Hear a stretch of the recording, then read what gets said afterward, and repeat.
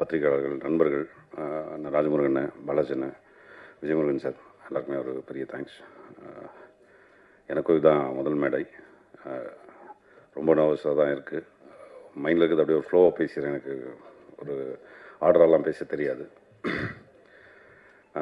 First இந்த படம் ஆரம்பித்ததே வந்து ஒரு நல்ல ஒரு இதாக இருந்தது. நானும் அரவிந்தும் 7 ஸ்க்ரீன்ஸில் ஒர்க் பண்ணிகிட்டு இருந்தோம். ஒரு நல்ல சம்பளம், ஒரு படம். திடீர்னு ஒரு நாள் இல்லை இந்த படம் நடக்கலை அப்படின்ட்டாங்க. கையில் ஒரு 1000 ரூபா இருந்தது. அந்த மாதம் சம்பளம் வருமா என்னன்னு தெரியாது. அந்த 1000 ரூபா வச்சுட்டு என்ன பண்ணலாம் அப்படின்னு பேசிட்டு இருந்தோம். அரவிந்த் வந்து படம் பண்ணலாம் ஏன்னாரு. இவன் ஏன்னா லூஸா, 1000 ரூபா தான் இருக்குது, அடுத்த மாதத்துக்கு ஏதாவது நல்ல டேரக்டர் எப்படியாவது இந்த ப்ரொஃபைல் வச்சு காமிச்சு சேர்ந்துருவோம் அப்படின்னும் போது சரி வழக்கம் போல் பேசிட்டு படுத்து தூங்கிட்டோம். காலையில் எழுந்திரிச்சு வழக்கம் போல் ஞாபகம் இருக்காது என்ன பேசணுன்னு. சரி, ஆனால் அதுக்கப்புறம் வந்து ஒரு லைன் ஒன்று பேசிட்டு இருக்கும்போது அரவிந்துக்கு வந்து எப்படியாவது படம் பண்ணிடணும் அப்படின்ட்டு, இல்லையா நீ கொஞ்சம் யோசிச்சு பாரு, படம் பண்ணிடலாம். நான் சினிமாவுக்கு வந்து நடிக்கணும்னு தான் வந்தேன், தெரியாமல் அசிஸ்டன்ட் ரைட்டு கோடட் ரைட்டு. அரவிந்துக்கு வந்து ப்ராப்பராக டைரக்டர் ஆகணும். சரி அரவிந்த் வந்து எப்படியாவது நீ பண்ணிவிடுவோம் அப்படின்னு சொல்லி ஆரம்பித்த படம் தான். அப்படிதான் இந்த படம் ஸ்டார்ட் ஆச்சு. கையில் காசுலாம் கிடையாது. ஒருத்தருடையே அப்படியே நானும் அரவிந்த் நல்லா பேசுவோம். போயிட்டு பேசி உட்காந்து ஒரு 2 லட்ச ரூபா ஃபஸ்ட்டு ஒருத்தர் ஏமாற்றி வாங்கினோம். அதுக்கப்புறம் அவர் எங்களை நம்பினார். அப்புறம் இவரை காமிச்சு இன்னொருத்தர்கிட்ட ஒரு 5 லட்ச ரூபா வாங்கணும். அப்புறம் கொஞ்சம் கொஞ்சமாக எடுத்து அதை காமிச்சு பணம் இருக்குன்னு தான் பணம் வாங்கணும். அப்படி தான் இந்த படம் ரெடியாச்சு. ப்ரொடியூசர்னால் வழக்கமான பணம் எடுத்துகிட்டு வந்து நான் ப்ரொடியூஸ் பண்ணலை. கிட்டத்தட்ட ஏமாத்திரம் மீன்ஸ் படம் பண்ணணும் அப்படின்ற ஒரு இது. நிறைய நடிகர்கள் வந்து எங்கள் மேலே ஒரு சின்ன நம்பிக்கை இருந்து வந்து ஃப்ரீயாக நடித்து கொடுத்தாங்க. பக்ஷன், விஜயமுருகன், நிறைய பேர். ஜீவாக்கெலாம் என்ன பேமெண்ட் போச்சான்னு கூட எனக்கு தெரில. நிறைய பேர் ஹெல்ப் பண்ணாங்க. ஸோ இப்படி படம் பண்ணலாம் அப்படின்ட்டு ஆரம்பிச்சுட்டு வந்து எங்களுக்கே தெரில. சரி இப்போ ஸ்கிரிப்ட் உட்காந்து ஒரு லைன் பேசி ஸ்கிரிப்ட் பண்ணுவோம் அப்படின்ட்டு போய் உட்காந்து பேச ஆரம்பித்தோம்.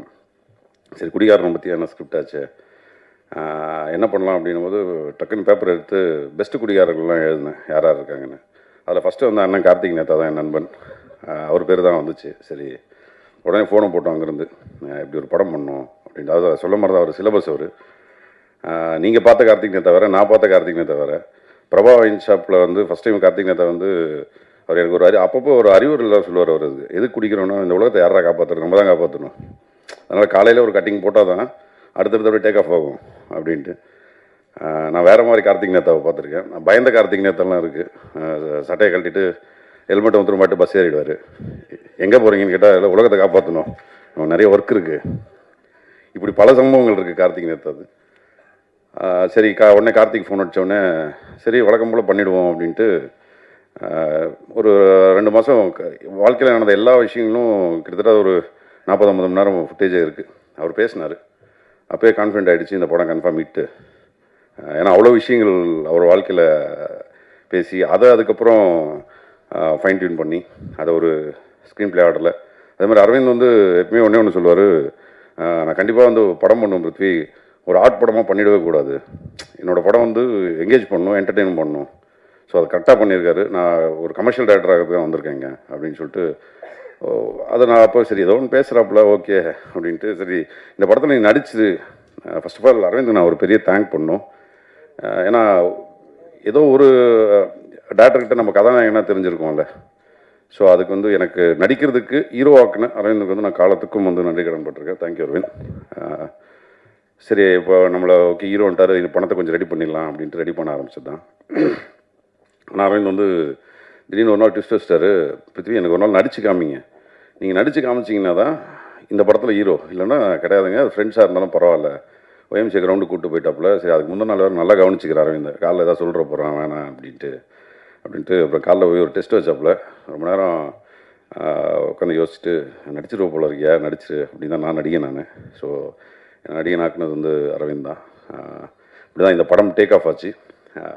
இதில் நான் பர்சனலாக வந்து இந்த படம் பல கஷ்டங்கள் தாண்டி வந்துச்சு. நான் நிறைய பேருக்கு தேங்க் பண்ணோம். அதில் ஃபஸ்ட்டு இந்த படம் உருவானதுக்கு மிகப்பெரிய ஒரு காரணம் வந்து டிஐஜி ரவி சார், கோஸ்ட் கார்டோட டிஐஜியாக இருக்கார். அவர் எங்களுக்கு ஒரு மிகப்பெரிய சப்போர்ட். தீபக் ராஜு அவரும் எங்களுக்கு மிகப்பெரிய சப்போர்ட். அதை தாண்டி நிறைய நண்பர்கள், இவங்க எல்லாத்துக்கும் தான் இந்த நிறைய பேர் மறந்துருப்பேன், ஃப்ளோவில் வரல. இவங்க எல்லாருமே தான் ஒரு மிகப்பெரிய சப்போர்ட் இந்த படம் உருவானதுக்கு. அப்புறம் வந்து படம் ஒரு கட்டத்தில் பாண்டி குமரனுக்கு வந்து ஒரு பெரிய தேங்க்ஸ் சொல்லிக்கிறேங்க ஒன்று. ஏன்னா ஒரு 2 லட்ச ரூபா எடுத்துகிட்டு ஷூட்டிங் போயிட்டோம் 19 நாள் ஷெடியூலுக்கு. காசு இல்லை. அங்கே போயிட்டு ஆனால் ஓரமாக வானேன்னு கூப்பிட்டு போயிட்டு ஆனால் மன்னிச்சு 2 லட்ச ரூபா தான் எடுத்துகிட்டு வந்திருக்கோம், எப்படியா அந்த படத்தை முடிச்சு கொடுத்துருங்க அப்படின்ட்டு கடைசியில் அவர் தான் முடிச்சு கொடுத்தாரு.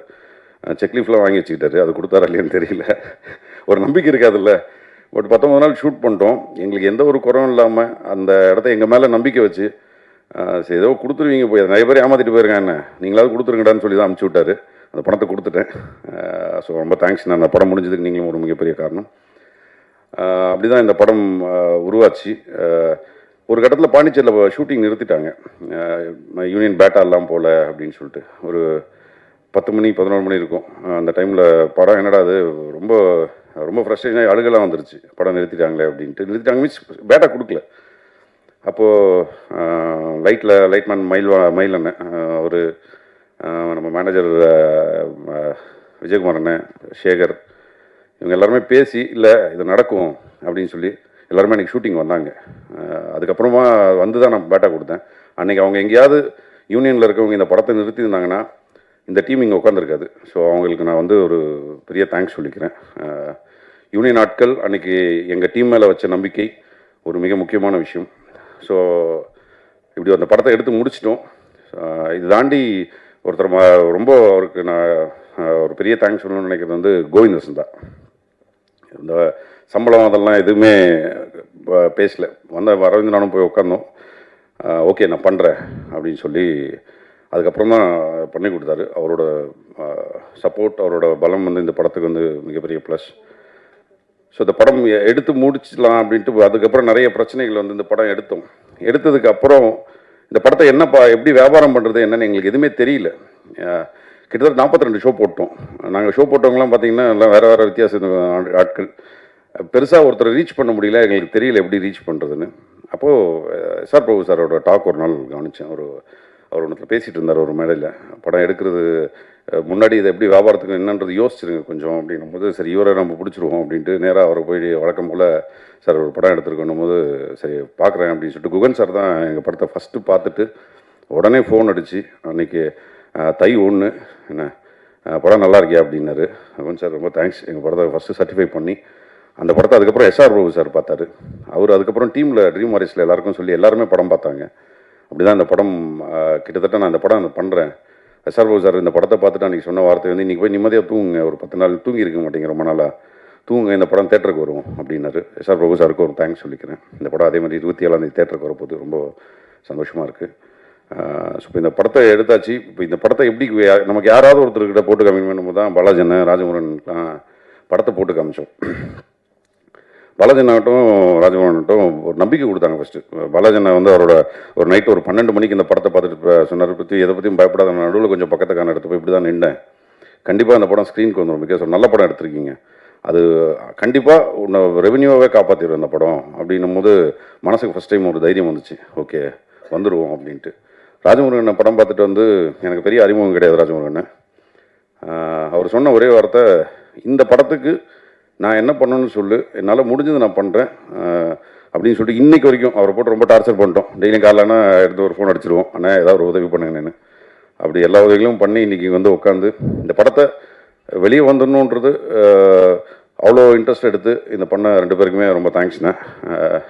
வேறு யாரை ட்ரெண்ட் மியூசிக் ஜிதேஷ் சின்ன படங்களை வந்து உள்ளே விடுறதில்ல, மியூசிக்கல் கம்பெனிக்குள்ளே படம் எடுத்துருக்கேன்னா அப்படியே அனுப்பிச்சிடுறாங்க. அப்படி இருக்கும்போது ட்ரெண்ட் மியூசிக் ஜிதேஷ் வந்து அறிமுகமாகி படம் பார்த்து அப்போ ரொம்ப பிடிச்சி போய் தெரில நீங்கள் நம்ப மாட்டீங்களா, சின்ன படத்துக்கு வந்து ஒரு நல்ல மியூசிக்கல் அமௌண்ட் வந்து எங்களுக்கு பே பண்ணியிருக்காங்க. அமௌண்ட் செல்வமில் அது வந்து ஜிதேஷ் மூலியமாக தான் நடந்துச்சு. அது தேங்க்யூ ஜிதேஷ். அப்புறம் தெரில பதட்டத்தில் வேறு யார் மதனண்ணே, லவ் யூ மதனண்ணே. ஏன்னா மதனண்ணனோட உழைப்பு வந்து பார்ப்பீங்க கண்டிப்பாக. ஒரு முக்கியமான கேமராமேனாக இருப்பார் ஃப்யூச்சரில். அவரோட உழைப்பு டே நைட்டாக எந்த ஒரு இதுவும் எதிர்பார்க்காம, அவர் வந்து பூவெயிலோட எடிட்டர் பேசிக்கலாக. இந்த படம் கேமராமேனாக ஃபஸ்ட் பண்ணியிருக்காரு. ஸோ கேமராமேனும் அவர் தான், எடிட்டர் அவர் தான், டிஏ அவர் தான் பண்ணியிருக்காரு. ரொம்ப அவரோட சப்போர்ட் வந்து எங்களுக்கு அப்படி இருந்துச்சு. எங்களோட டைரக்ஷன் டீம் பர்டிகுலர்லி ராசாத்தி பிரபாகரன், மதன், அந்தோனி, இப்படி எங்கள் டீம் அவங்களோட உழைப்பு எல்லாருமே வந்து ஒரு ரூபா சம்பளம் இல்லைன்னா கூட அந்த படம் முடிக்கணுமேனு உழைச்சி கொடுத்தது வந்து இந்த படம் நல்லா வந்திருக்கிறதுக்கு ஒரு ரிசல்ட். சில பேர்களை மறந்துருப்பேன், பட் எல்லாரோட இதுவும் வந்து படம் ஒரு கட்டத்தில் நின்றதுக்கப்புறம் அதை தூக்கிட்டு வந்தது வந்து ஃப்ரெண்ட்ஸ் அண்ட் டெக்னீஷியன்ஸ் தான். அவங்களுக்கு ஒரு பெரிய தேங்க் பண்ணணும்னு நினைக்கிறேன். ஸோ இதான் மனசில் இருந்தது, இதுதான் அதான் பேசி முடிக்கணும். Thank you so much. படம் எல்லாருமே தேட்டரில் பாருங்கள், கண்டிப்பாக என்ஜாய் பண்ணுவீங்க, நல்லாயிருக்கும். நன்றி, வணக்கம். வணக்கம் எல்லாருக்கும்.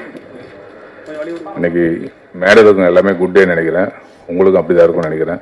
எனக்கு என்றைக்குமே குட் டே தான், ஹாப்பியாக தான் இருக்கேன்.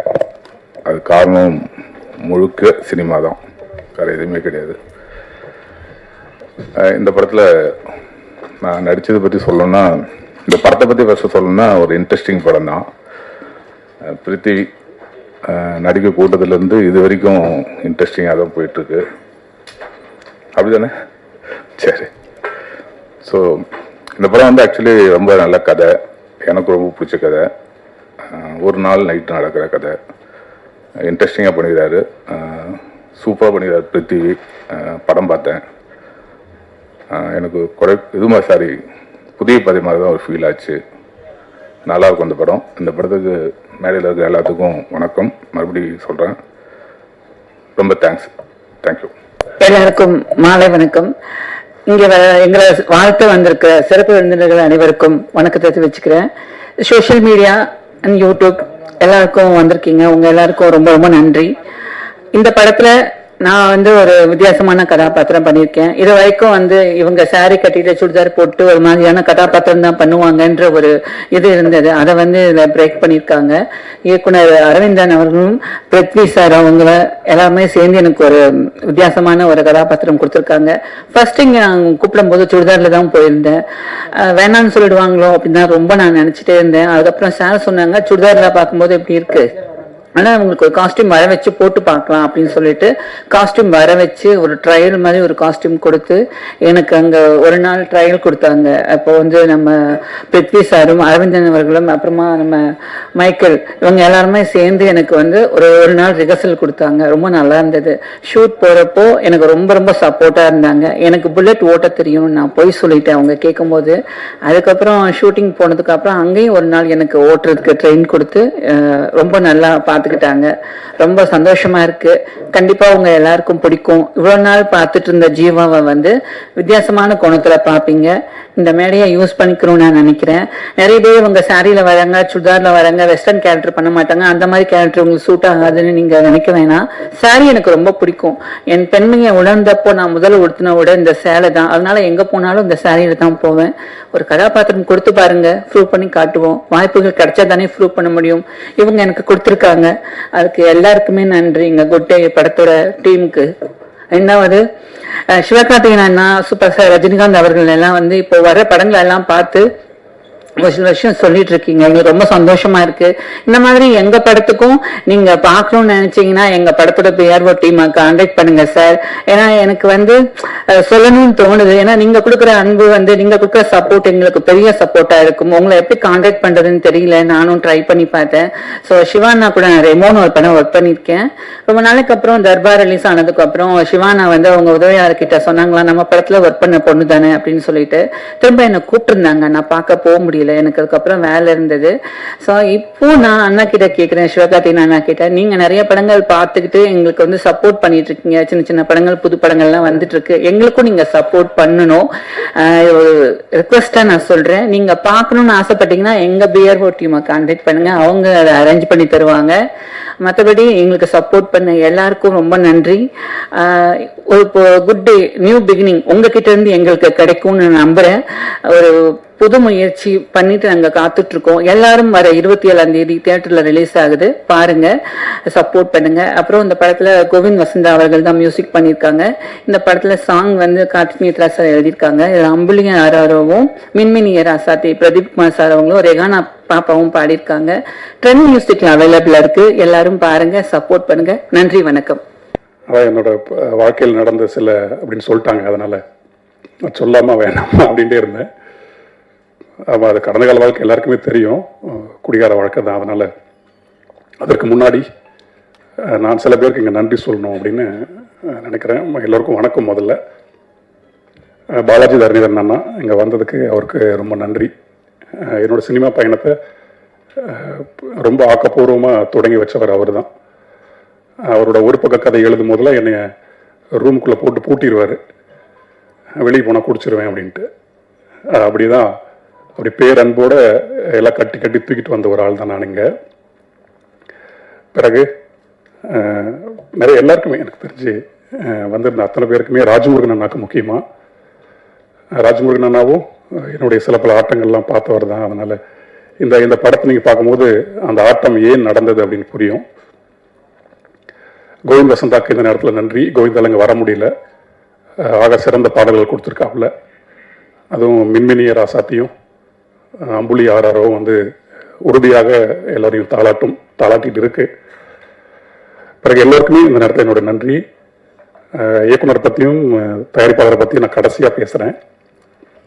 அதுக்கு முன்னாடி நம்ம ரைட்டர் சொன்ன மாதிரி இந்த திரைப்படம் வெறும் குடியை மட்டும் பேசுவதில்லை அப்படின்னு சொன்னார் இல்லையா? ஆமாம், அதுதான் உண்மை.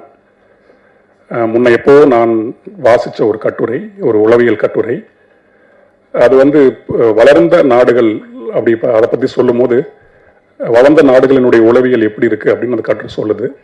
வளர்ந்த நாடுகளினுடைய உளவியல் வந்து ஸ்கூசோபீனிக் சொசைட்டியாக இருக்குது அப்படின்னு சொல்லுது அந்த கட்டுரை. ஸ்கீசோபீனிக் சொசைட்டின்னா ஒரு மனப்பிறழ்வுக்கு ஆளான சமூகமாக வளர்ந்த நாடுகள்லாம் இருக்குது. வளரும் நாடுகள் எல்லாமே ஒரு கில்ட் மேனிக் சொசைட்டியாக இருக்குது அப்படின்னு அந்த கட்டுரை வந்து ஆணித்தரமாக ரொம்ப ஆழமாக சொல்லி அதை விளக்குது. இந்த கில்ட் மேனிக் சொசைட்டி அப்படிங்கிறது வந்து ஒரு பக்கம் குற்ற உணர்வும் இருக்கும், இன்னொரு பக்கம் அச்சமும் இருக்கும். இது ரெண்டும் பின்னி பிணைந்த ஒரு சமூகமாக வளர்ந்து வரும் சமூகங்கள்லாம் இருக்குது அப்படின்ற அந்த ஆய்வு சொல்லுது.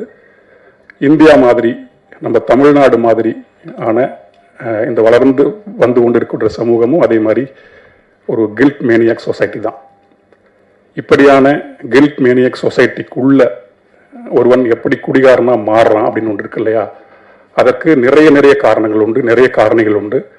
அப்படி ஒரு காரணத்தில் போய் வீழ்ந்தவன் தான் நானும். ஒரு 20 வருடம் போதைக்குள்ளேயே உழன்று மயக்கத்திலேயே எல்லாத்தையும் செஞ்சு அப்படி இருந்தவன் தான். அந்த கட்டுரையை வாசிக்கும் போது எனக்கு அவ்வளோ வியப்பாக இருந்தது. நமக்கும் இந்த மாதிரி நோய் தான் இருந்திருக்கு போல அப்படின்ட்டு. அப்படி இந்த குடிக்கான சமூக காரணிகள் நிறைய இருக்கு. முதல்ல சமூக கட்டமைப்பு ஒரு காரணமாக இருக்கு ஒருவன் குடிகாரனா மாறுறதுக்கு. அதன் பிறகு இந்த பொருளாதார ஏக்கம்னு ஒன்று சொல்லுவோம். பொருளாதார ஏற்றத்தாழ்வுகள் இருக்கு இல்லையா? ஒரு பக்கம் பணம் போயிட்டே இருக்கு, ஒரு பக்கம் பணம் இல்லை, ஆனால் அதே உழைப்பு தான் போடப்படுது. ஆனால் வரலங்கும் போது கிடைக்கக்கூடிய அந்த ஏக்கம், அந்த ஏக்கத்தை வெளிப்படுத்த முடியாமல் செயல்படுத்த முடியாமல் இருக்கக்கூடிய அந்த ஆற்றாமை, அந்த இயலாமை, இது எல்லாமே டபாலும் தள்ளி கொண்டு போய் போதை பக்கம் விட்டுரும். இந்த பொருளாதார ஏக்கம் ஒன்று. பிறகு நாம் வாழக்கூடிய இந்த சமூகத்திற்குள்ள, இந்த நவீன சமூகத்துக்குள்ள அந்நியமாக நம்ம ஆயிடணும். ஏதாவது ஒரு வகையில் ஒரு எலிமினேஷன் பண்ணப்படுறோம். அது ஒரு பெரிய காரணமாக இருக்குது ஒருவன் போதைக்குள்ள ரொம்ப சுலபமாக போகிறதுக்கு. அதன் பிறகு அந்த தந்தையின் அந்த மேலாதிக்கம் ஒன்று இருக்கு இல்லையா? சின்ன குழந்தையிலிருந்து ஒரு தாயினுடைய மேலாதிக்கம் ஒரு குழந்தையை வளர்ந்த பிறகு ரொம்ப ஈஸியாக கொண்டு போய் குடிக்குள்ள விட்டுரும். அதே மாதிரி தான் தாயினுடைய மேலாதிக்கமும் ரொம்ப டாமினேட் பண்ணிக்கிட்டே இருக்கும் போது இல்லையா? அந்த குழந்தை சின்ன வயசில் தெரியாமல் இருந்தாலும் ஒரு கட்டத்துக்கு மேலே போதைக்குள்ளே போய் ரொம்ப ஈஸியாக விழுந்துருது. அப்படி வீழ்த்தப்பட்டவன் தான் நானும் ஒருத்தன். இப்படி நிறைய காரணங்கள் இருக்குது. அகக்காரணங்களாக நிறைய இருக்குது. இப்போ நான் சொன்னதெல்லாம் புறக்காரணங்களாக இருக்குது. புறக்காரணங்கள் இன்னும் நிறையா இருக்குது. நம்முடைய அந்த மத மேலாதிக்கம், சாதிய படிநிலைகள், இந்த ஒடுக்கப்படுதல், புறக்கணிக்கப்படுதல், இப்படி ஊருப்பட்ட காரணம் இருக்குது ஒருத்தர் குடிகாரன் ஆகிறதுக்கு. சும்மா இதை குடிச்சிட்டான் அப்படி இல்லை. குடிங்கிறது தப்பாக இருந்தாலுமே அதற்கு பின்னால் இவ்வளோ பேருடைய பங்கு இருக்குது ஒரு தனி மனிதன் குடிகாரனாக ஆகிறதுக்கு. அகக்காரணங்களாக நிறைய இருக்குது. தனிமை உணர்வுங்கிறது ஒன்று. உலகம் முழுக்க இன்னைக்கு இருக்கக்கூடிய இந்த கான்டெம்பரரி வேர்ல்டில் நம்ம சொல்லக்கூடிய இந்த போஸ்ட் மாடர்ன் யுகத்தில் சலிப்புணர்வு, போர்டம் சொல்கிறோம் இல்லையா? அது இன்னைக்கு பெருகிட்டு இருக்கு. இன்னைக்கு எல்லாருமே நம்ம போதையை நோக்கி ஓடிட்டு இருக்கிறதுக்கு மிகப்பெரிய காரணம் இந்த சலிப்புணர்வை எதிர்கொள்ள முடியாமல் இருக்கிறது தான். அப்படிங்கிறது இன்னைக்கு ஆய்வுகள்லாம் சொல்லும் போது காலகாலமாக இதான் இருந்துகிட்டு இருக்கு போல. இப்படி ஏதோ ஒரு காரணம் இருந்தால் ஒருத்தர் குடிக்குள்ள தள்ளிக்கிட்டே இருக்கு. இது ஒன்று. அதே மாதிரியான தனிமை உணர்வு ஒன்று. அப்புறம் வேக்கம் உணர்வுன்னு ஒன்று இருக்குது. அந்த வெறுமை உணர்வு அது காலகாலமாக இருக்குது. இந்த காலத்தில் ரொம்ப அதிகமாக இருக்குது. அன்னோன் வேக்கம்னு சொல்லுவாங்க. அதை ஏன் அப்படி திடீர்னு ஒருத்தர் குடிக்க போயிடுவான், நல்லா தான் இருப்பான், திடீர்னு போதைக்குள்ளே போயிடுவான். ஏன் காரணம் கேட்டால் அவனுக்கும் தெரியாது.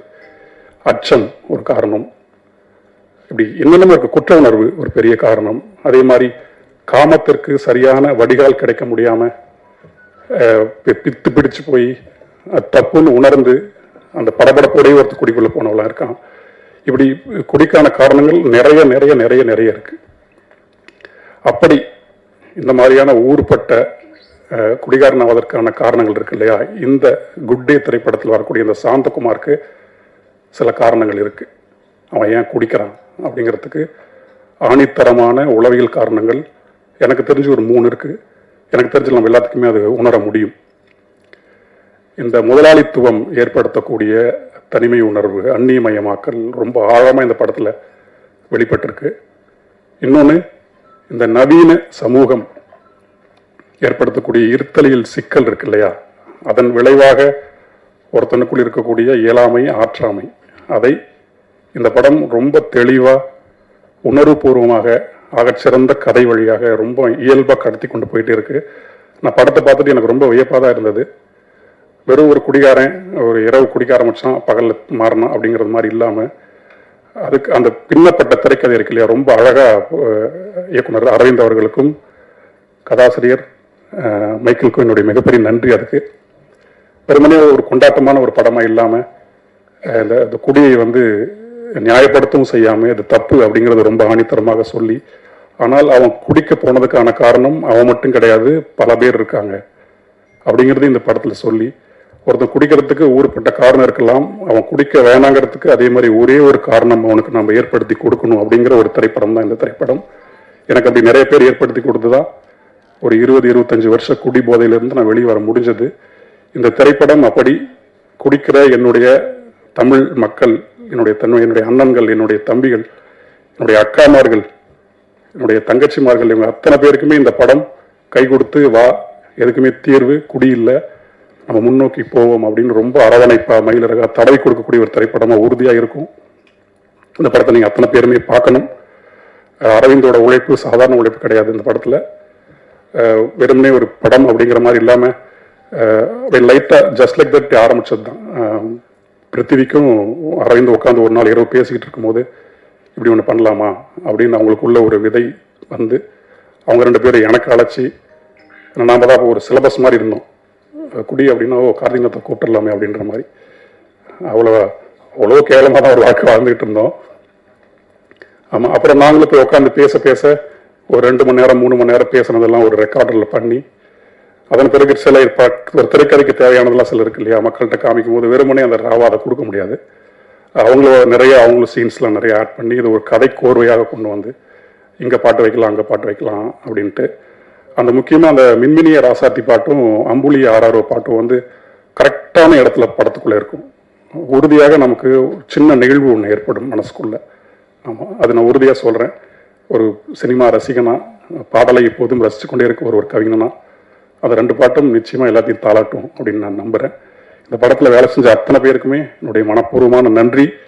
ஏன்னா அந்த நண்பர் சொன்ன மாதிரி ஒரு 3 வருடம் படம் நடக்கும் அப்படி தான் இருந்தது. அதெல்லாம் மீறி இந்த படம் பார்க்கும்போது மனசுக்கு ரொம்ப நிறைவாக இருக்குது. இந்த மாதிரியான நிறைய படங்கள் பண்ணணும் அப்படின்னு எங்களுக்கு தோணுது. இன்னும் பெரிய கதை இது ஒரு நாள் இரவு நடக்கிறதுனால அந்த இரவுக்குள்ளே என்னென்ன அமைக்க முடியுமோ அது மட்டும்தான் இருக்குது. இந்த படம் வெற்றி அடைந்து பொருளாதார ரீதியாக தயாரிப்பாளர் நல்ல என்ன வளம் அடைஞ்சாருன்னா இன்னும் 2 பார்ட் இருக்குது இதோடது. அவன் ஏன் குடிகாரன் ஆனா அப்படிங்கிறது ஒன்று இருக்குது. குடியை விடுவதற்காக அவன் எடுத்த முயற்சிகள்லாம் என்ன அப்படிங்கிறது ஒரு பார்ட்டாக வரணும்னு விருப்பப்படுறோம். அது இதோட வெற்றி தான் தீர்மானிக்கும். அதனால் அத்தனை பேருக்குமே ரொம்ப நன்றி. இந்த நேரத்தில் அந்த ட்ரைலர் கட்ஸ் பண்ணியிருந்தாங்க, சூப்பராக பண்ணியிருந்தாங்க, ரொம்ப அழகாக. அந்த லியோன் அண்ட் டார்வின் அவங்க 2 பேருக்குமே மியூசிக் போட்டிருந்தாங்க. அவங்க ட்ரைலருக்கு டீசருக்கெல்லாம் ரொம்ப புது சவுண்டாக இருந்தது. லியோன் அண்ட் டார்வினுக்கும் என்னுடைய மனப்பூர்வமான வாழ்த்துக்கள், நன்றி. ராஜமுருகன்னா இந்த மேடையில் எங்களுக்காக இருந்து இதை நிறைய முன்னெடுத்து கொடுத்தவர் அவர் தான். இது இப்படிலாம் போகலாம் அப்படிலாம் போகலான்னு ஒரு வழிகாட்டியாக இருந்து முன்னெடுத்து கொடுத்தவர். எனக்கு இந்த நேரத்தில் தம்பியாக மனப்பூர்வமான நன்றி. இப்போதைக்கு இதுதான் போகுதுன்னு நினைக்கிறேன். ரொம்ப நன்றி. எல்லாருக்கும் வணக்கம். குட் டே டீமுக்கு என்னோடய வாழ்த்துக்கள். நான் படம் பார்த்துட்டேன். நான் ஆக்சுவலி நான் சொல்லணும்னு நினச்சதை கார்த்திக் நேத்தா ரொம்ப அருமையாக சொல்லிட்டார். அது இந்த படம் வந்து போதையை க்ளோரிஃபை பண்ணுற படம் கிடையாது. ஏன்னா அந்த போதையில் இருக்கிறவனோட பெயின், அவனை சார்ந்தும் அவன் கூட இருக்கிறவங்கள அனுபவிக்கிற பெயின், அதை சொல்கிற படம் இது. எனக்கு வந்து இந்த இட்ஸ் அ ஒண்டர்ஃபுல் லைஃப்னு ஒரு படம் இருக்குது, ஃப்ராங்க் காப்ராவோட படம்.